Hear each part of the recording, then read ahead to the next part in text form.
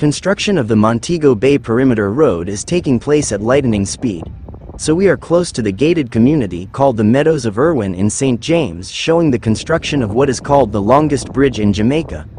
It is such a relief that Montego Bay's traffic problem will finally be solved. Listen to what Jamaica's Prime Minister has to say about the Montego Bay Bypass Road. Remember to subscribe to the channel. So, this project is part of a suite of significant infrastructure development that will drive Jamaica's economic recovery, improve productivity, stimulate growth, and boost employment. And I know that the people of Montego Bay are particularly pleased with this project. A bypass, a perimeter road for Montego Bay, has been contemplated for at least, as you've said, 16 years. With only one main thoroughfare connecting the east of the city to the west, the city has been plagued by significant traffic congestion.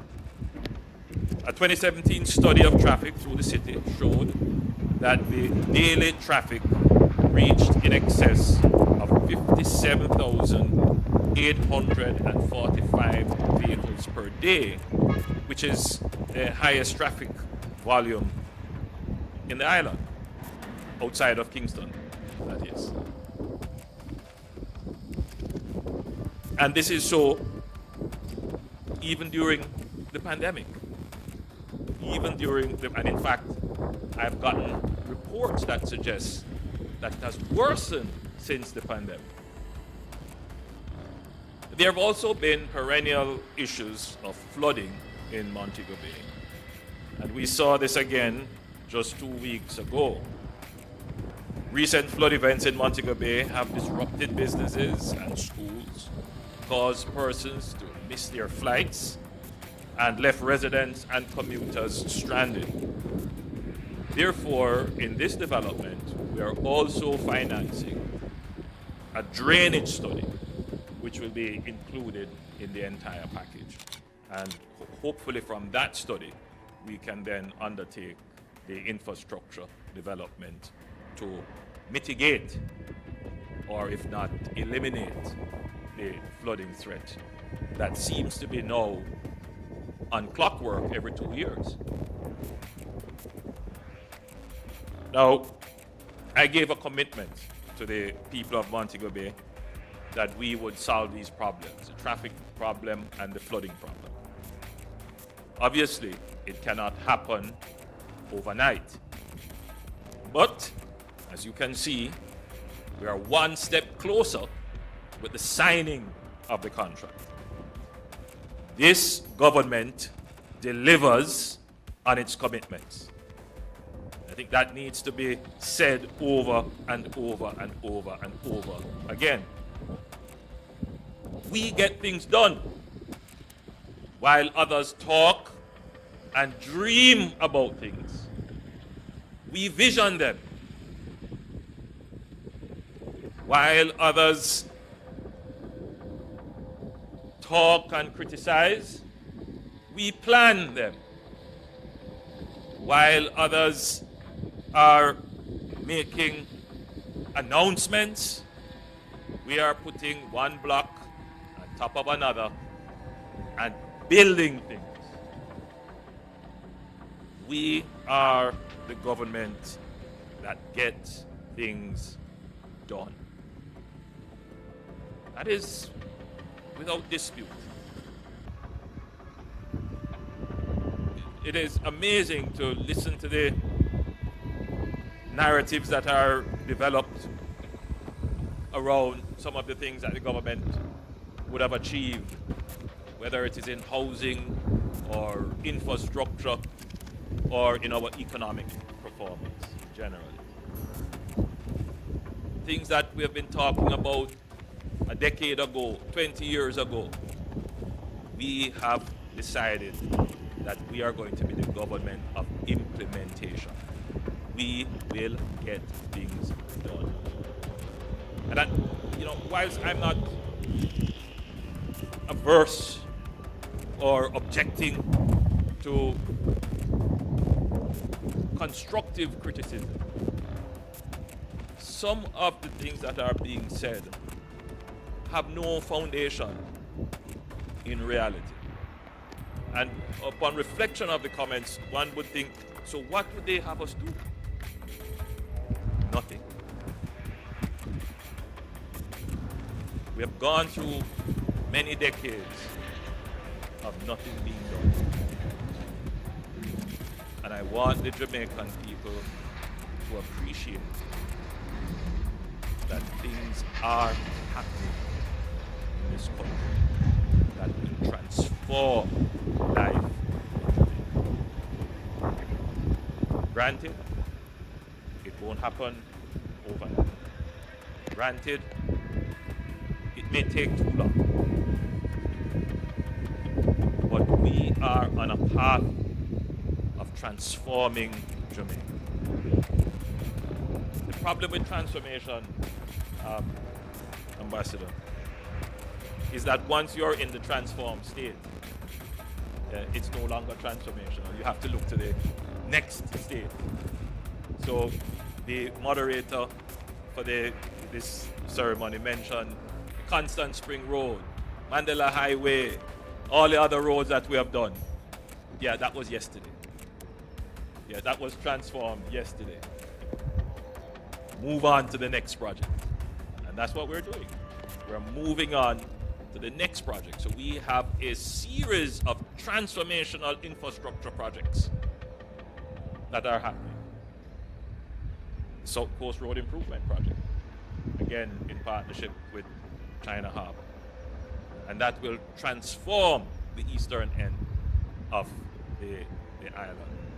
We have some other amazing projects in the works. But I want to just focus on St. James. The roads that we're constructing there in terms of this bypass and addressing Long Hill strategically moves our roadways inland, and that was strategically done. The path that was chosen for the road was strategically done because we have to consider the impact of climate change, particularly sea level rise, on our infrastructure. And so all the roads that we're doing now, even on the South Coast Road Improvement, we have started to, where we can, shift the roads inland and to higher ground. So this is one of the reasons why we are particularly pleased about finally getting this project done, because this project will help with our resilience. The way the road is constructed and designed, it is unlikely to be impacted by flooding. And in taking into consideration the drainage, we are not just building a road, we are building the complete infrastructure to ensure that whatever events, weather events that would occur as a result of climate change, we have adapted our infrastructure to account for that. So when there are these unexpected weather events, we should be able to continue to move traffic in Montego Bay and to have people still get their flights, and commerce and industry and people being able to move about. That should be able to continue. So the road is being built with that in mind. And indeed, all our infrastructure is being built with that in mind. So we're building the Perimeter Road, but it is not merely a road. It will have facilities that will allow for the laying of broadband cables, where water mains need to be in place. That will be a pathway that they can follow. And obviously the drainage. It's a very important point that I want the people of Jamaica to understand, that when we say we're building infrastructure, roadways. It is not just asphalt. We have changed the definition of building roads now. It is the road, water, sewage, and the infrastructure for internet connectivity and electricity pathways. Complete infrastructure and drainage. The perennial issues of traffic congestion and flooding for Montego Bay in particular, if not addressed, will only serve to hold back the growth and prosperity of the people of Montego Bay and Jamaica as a whole. First, let me speak about opportunities that this road will create in Montego Bay. Obviously, it will increase the opportunities for tourism in Montego Bay. Montego Bay is the tourism mecca of the Caribbean, and that is without dispute. But it is an unfulfilled potential. And we can increase our tourism in Montego Bay if we can decrease travel time. So it shouldn't be that it is 1.5 hours from Miami, maybe 1 hour in the airport, but then you would spend an hour or an hour and a half in traffic to get to the hotel. It shouldn't be. When you're in Jamaica, you should be in Jamaica. And that's what we want to give the tourism product. That once you land, you are minutes away from paradise. That's the idea. And the Perimeter Road will reduce the travel time once you are in the country. It will then open up more opportunities, not just for people who are coming to stay in the hotels, but for people who are visiting attractions. In other words, the tourists can go to more attractions because they can get back to the ship much faster and without worry. I'm certain you would have seen in Montego Bay police escorting the buses so that the visitors can get back onto the ship on time. So just that investment in speeding up